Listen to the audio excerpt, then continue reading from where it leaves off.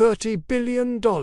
That's how much gold Emperor Trajan extracted from a single military campaign. 165 tons of gold, 331 tons of silver, hidden in a river by a desperate king, then seized by Roman engineers who literally drained the riverbed to find it.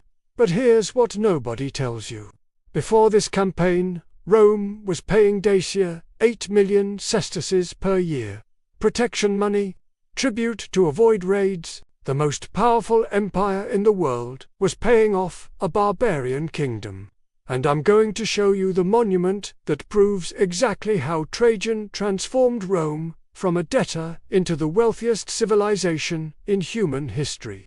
This is the economics of ancient conquest. Let's start with Rome's humiliation. Dacia, modern-day Romania, was ruled by King Decebalus. He had beaten Rome in open conflict. In 87 AD, the Dacians ambushed and eliminated an entire Roman legion. The Emperor Domitian was forced to negotiate from a position of weakness. The terms were devastating to Roman pride. Rome would pay Dacia annual tribute. Rome would send engineers to build Dacian fortifications. Rome would provide military advisors to train Dacian armies. The greatest empire in history was essentially paying protection money to a kingdom it should have conquered decades earlier. For 16 years, this humiliating arrangement continued. Then Trajan became emperor. Trajan was Rome's first ruler born outside Italy, from Hispania, modern Spain. He understood provincial economics in a way previous emperors hadn't, and in 101 AD, he ran the calculation that would change Roman history. Annual tribute to Dacia, 8 million sesterces. That's roughly $40 to $80 million in today's purchasing power. Cost of conquest. The legions were already being paid anyway. The marginal cost was logistics and engineering. Potential reward. Dacia sat on the richest accessible gold deposits in Europe. Trajan's calculation was simple. Why keep paying for peace when you could own the gold mine itself? The first Dacian campaign began in 101 AD. Trajan mobilized approximately 150,000 troops. This was the largest Roman military force assembled since Julius Caesar's campaigns in Gaul. But here's the evidence that this wasn't a punitive raid. It was an investment. Trajan built the longest bridge in the ancient world across the Danube River. Over 1 kilometer of stone and wood construction. This bridge cost millions of sesterces. You don't build permanent infrastructure for a quick military action. Rome was building logistics for long-term extraction. This bridge was designed to move gold, not just soldiers. What you're seeing is the archaeological evidence of economic calculation. Roman engineering designed not for defense, but for resource transportation on an industrial scale. But here's what makes this conquest different from every other Roman military action. King Decebalus knew exactly what Trajan wanted. He knew the gold was the target. So, before his capital fell, he did something desperate and brilliant. He ordered workers to divert the Sargesia River from its natural course. Then he buried his entire royal treasury in the exposed riverbed. Then he redirected the water to cover it. 165 tons of gold, hidden underwater, protected by the river itself, forever. Or so he thought. The Romans weren't just soldiers. They were the greatest engineers the ancient world had ever seen. If this kind of investigation, following ancient money trails, is new to you, you're in the right place. We expose the economics that shaped empires every single week. The Second Dacian campaign concluded in 106 AD. Decebalus, facing capture, chose to end his own life. But before his final moments, the Romans captured a Dacian nobleman named Decebalus.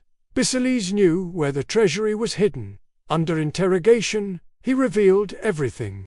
The Roman engineers diverted the Sargesia River again. They drained the riverbed. They excavated the muddy bottom. Stop, before I tell you what they found. You need to understand the scale. This wasn't just treasure. This was 16 years of accumulated tribute payments, everything Rome had paid to Dacia, returning to Roman hands with what we might call compound interest. What they found was the largest treasure seizure in ancient history. 165,500 kilograms of gold, 331,000 kilograms of silver, precious gems, royal regalia, accumulated wealth from Dacia's decades of dominance over the region. The logistics of moving this treasure back to Rome required thousands of pack animals. When this gold reached Rome, it didn't just enrich the emperor. It fundamentally transformed what the Roman state could afford to build. The economic impact would reshape the city itself. Let's calculate the modern value. Gold currently trades at approximately $2,000 per ounce. 165,000 kilograms of gold equals roughly $5.2 billion. Adjusted for purchasing power, economic historians estimate the Dacian treasure was worth between $10 and $13 billion in today's money. The silver adds another $2 to $3 billion. Total estimated value, $12 to $16 billion. From a single seizure. Think about it. If you controlled an asset producing returns like that, you wouldn't sell it. You would hold it forever and extract maximum value. Trajan understood something fundamental about economics. Conquest wasn't about glory. It was about acquiring perpetual revenue streams. The same logic drives modern corporate acquisitions. Quick question: what's the most valuable thing ancient Rome ever controlled? Gold mines, grain supply, or trade routes? Vote in the comments. But the one-time treasure was just the beginning. Here's where the economics become truly extraordinary. Dacia's gold mines produced an estimated 700 million denarii per year. Converting that to modern purchasing power gives us somewhere between $14 and $30 billion annually in gold extraction.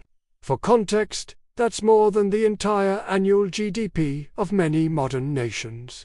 These mines continued producing for centuries. When Trajan returned to Rome, he celebrated with 123 consecutive days of public games. Unprecedented in Roman history, 10,000 gladiators competed. 11,000 animals were displayed. Free food was distributed to every citizen. The games weren't just entertainment. They were a financial statement. Visible proof that this conquest had paid for itself many times over. And they said military campaigns were expensive drains on the treasury. This proves conquest could be the most profitable investment a state ever made. Send this to anyone who thinks ancient economics were simple. They weren't. Follow the money. Trajan's Dacian gold funded the largest construction program Rome had seen since Augustus. Trajan's Forum became the most magnificent public space ever built. Trajan's markets, often called the world's first shopping mall, featured 150 shops arranged on multiple levels. The Aqua Traiana brought fresh water to districts of Rome that had never had reliable supply. The harbour at Centum Soleil expanded Rome's commercial shipping capacity significantly. Every denarius of this construction traced back to Dacian gold. The treasure didn't just enrich the emperor personally. It transformed Rome itself into the wonder of the ancient world. The centerpiece of Trajan's construction program was his famous column. Trajan's Column stands nearly 40 meters tall in central Rome. It's carved with a continuous spiral narrative containing 2,400 individual figures, 155 separate scenes depicting the entire Dacian campaign. But here's what economic historians have noticed about this monument.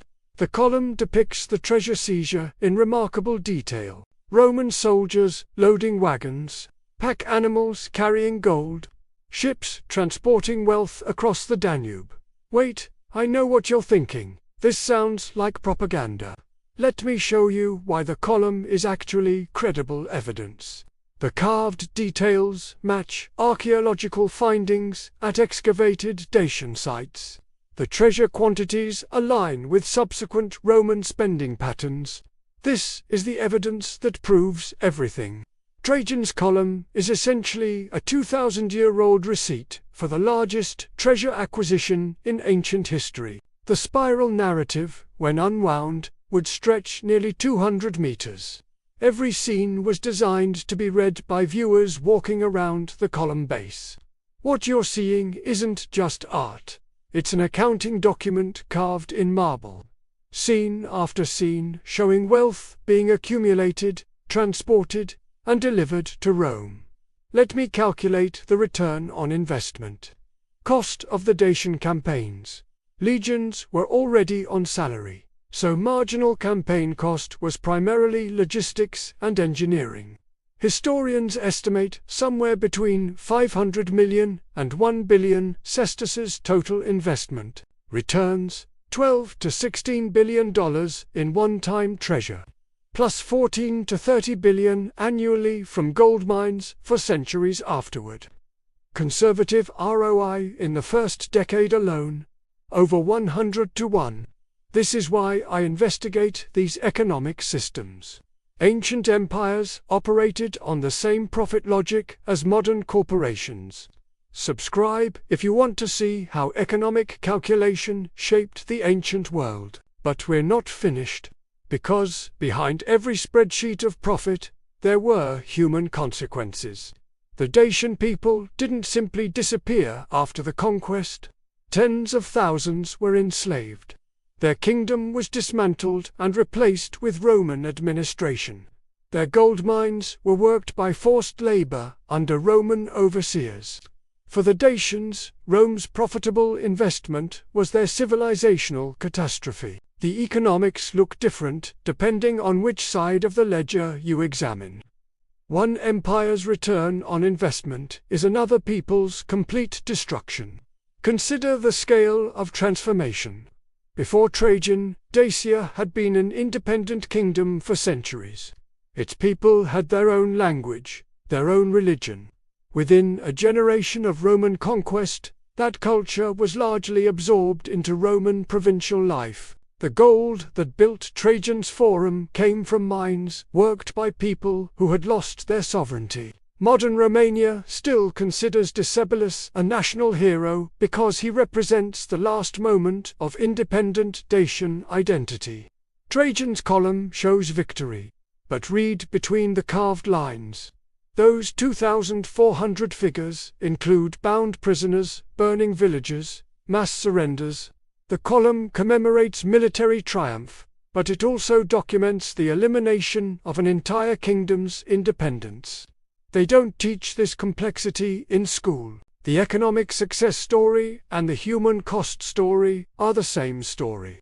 Now you know what Rome knew, that profitable extraction requires the destruction of existing systems.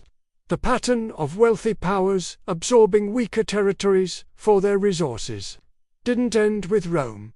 Have you ever seen this pattern in modern resource extraction? Share your observations in the comments. And here's the part that connects directly to your world. Because I saved the most relevant evidence for last. Modern economic data that proves this exact pattern of resource extraction for profit is still operating right now. The same calculation Trajan made, investment in acquisition versus centuries of extraction returns, drives corporate and governmental decisions today. The economics of resource control haven't fundamentally changed. Here's the modern parallel you need to understand. The United States Marshall Plan cost $13 billion between 1948 and 1952, adjusted for inflation. That's approximately $173 billion today. The Marshall Plan was designed to rebuild Europe and create markets for American goods. Trajan extracted more than that value from Dacia annually once the mines were operating. One ancient conquest generated more ongoing economic return than modern history's largest reconstruction program. Rome, 106 AD. Europe, 1948. Same logic, different methods. Check current news about resource-rich developing nations. Examine who controls their mineral rights and extraction operations. The same calculation Trajan made is visible in contemporary commodity markets. Send this to someone who needs to see how ancient patterns still shape modern resource economics. Here's the modern proof. According to World Bank data, extractive industries frequently see the majority of profits flow to foreign corporations. The same pattern Trajan established: external power controls extraction, wealth flows outward. Modern mining operations in parts of Africa and South America replicate the fundamental economics of Roman provincial administration.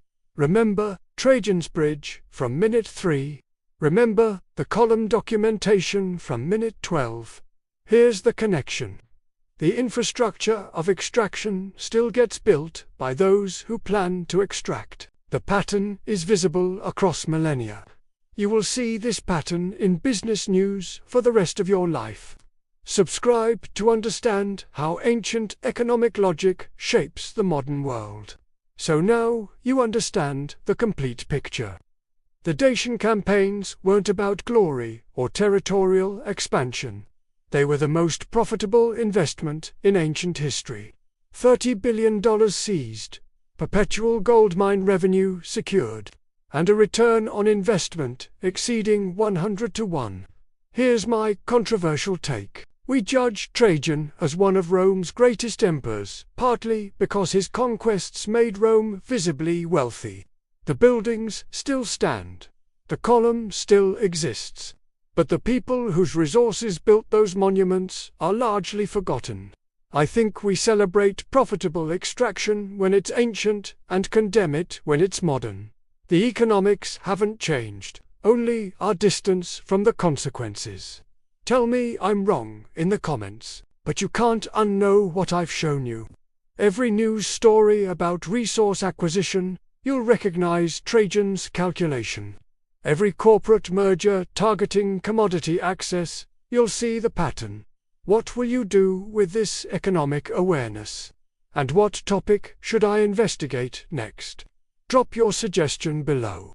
The most interesting idea becomes my next deep dive into ancient economics. But this story connects to something even bigger. The same Roman economic logic that made Dacian conquest profitable eventually caused the empire's decline. When profitable conquests stopped, but military expenses continued, the math stopped working. Rome spent over 70% of its budget on the army.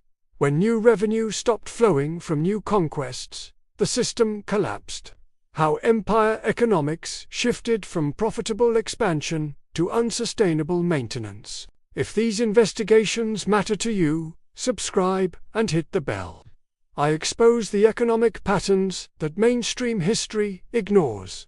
Every single week, click here for our investigation into when Roman expansion became economically unsustainable.